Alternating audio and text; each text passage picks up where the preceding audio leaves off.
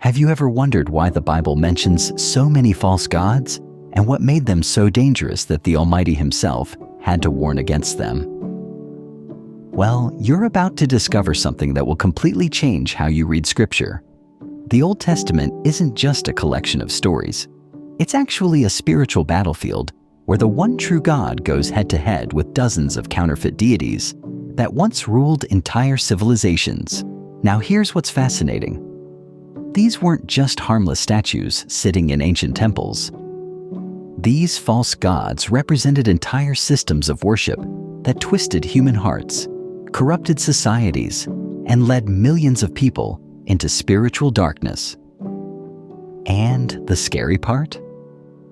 Many of these same deceptive patterns are alive and well today, just wearing different masks. In this video, I'm going to walk you through every single false god mentioned in the Bible and reveal exactly what made each one so seductive and so deadly. We're talking about gods that demanded human sacrifice, promoted sexual immorality, promised wealth and power, and even infiltrated God's own temple. By the end of this series, you'll understand why the Lord took such a hard stance against idolatry and how these ancient deceptions still trap people today. But first, let me give you some context that most people miss.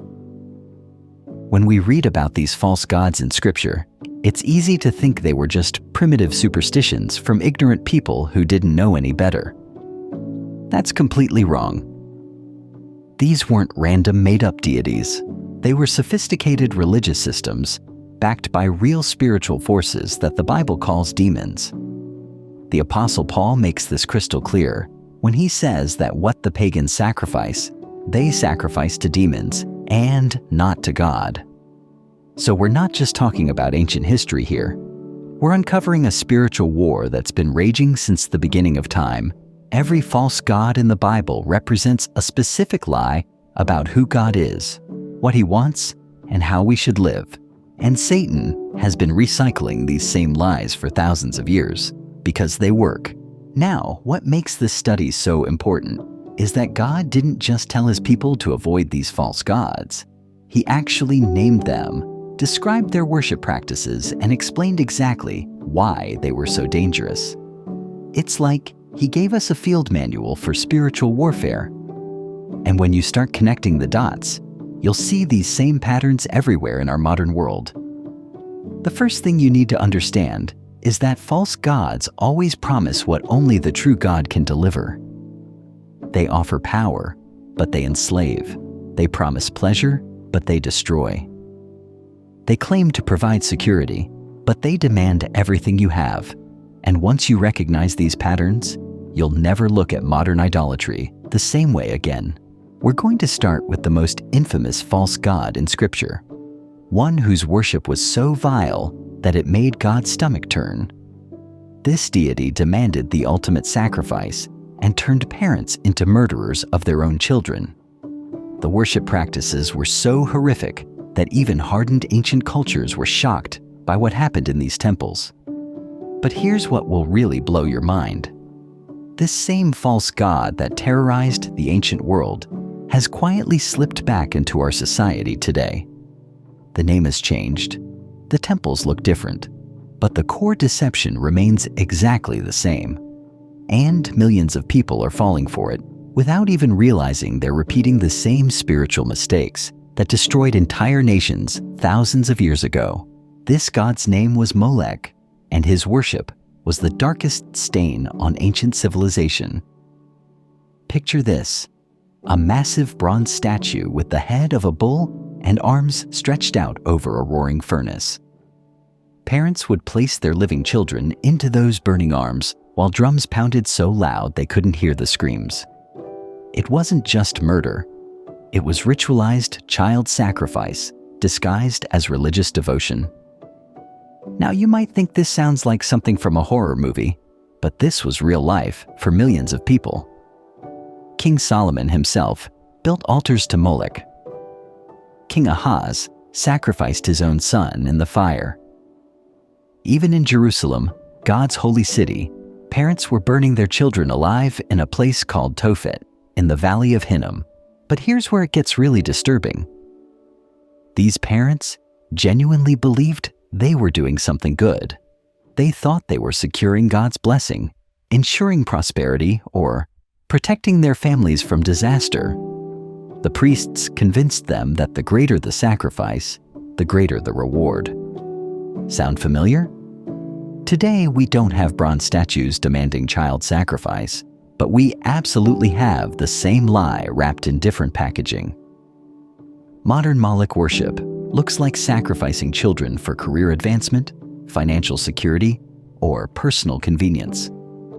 It's the same demonic deception that convinces people to destroy innocent life for temporary gain. The abortion industry has become our modern Tophet, and just like ancient times, it's dressed up as compassion and choice.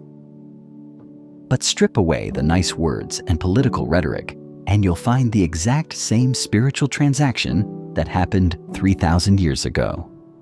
Children's lives traded for what people believe will make their lives better. Moving on to another massive deception that captured entire nations. Her name was Asherah, and she was the so-called mother goddess of fertility and sexuality. Unlike Moloch's bronze horror, Asherah's worship seemed beautiful and natural.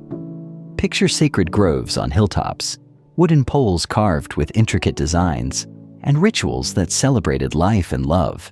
But don't let the pretty packaging fool you.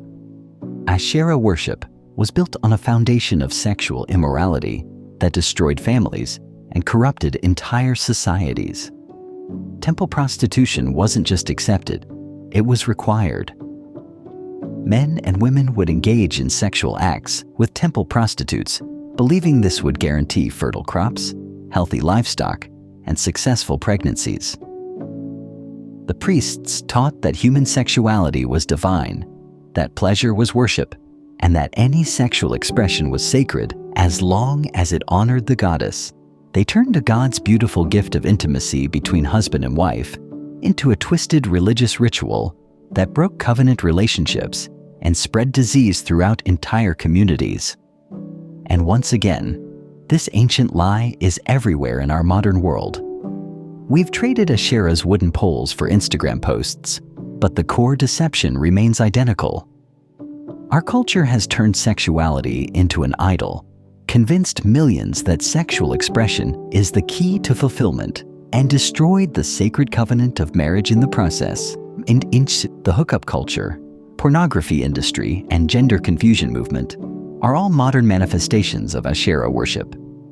They promise freedom and self-expression, but deliver bondage and broken relationships. They claim to celebrate love, but actually destroy our capacity for genuine intimacy. What's really shocking is how these false gods worked together. Moloch and Asherah weren't competitors. They were partners in the same demonic system. Sexual immorality led to unwanted pregnancies, which created demand for child sacrifice. It was a perfectly designed trap that caught people coming and going. So, here's the bottom line that changes everything. Every single false god mentioned in Scripture follows the exact same playbook. They promise to give you what only the true God can provide. They demand sacrifices that destroy what you love most, and they leave you emptier than when you started. Whether it's Moloch demanding children, Asherah corrupting sexuality, Baal controlling the weather, or Mammon promising security through wealth, the pattern never changes. But here's the hope that the enemy doesn't want you to see. God didn't just warn us about these false gods to scare us. He exposed their lies to set us free. Every time Scripture mentions these deities, it's showing us the counterfeit, so we can recognize the real thing. The Lord isn't threatened by false gods. He's jealous for His people who are being deceived by cheap imitations of His glory. The spiritual war that started in Eden is still raging today, and these ancient lies are still destroying lives. But when you know the truth, when you can spot the patterns, when you understand the enemy's playbook, you become dangerous to the kingdom of darkness.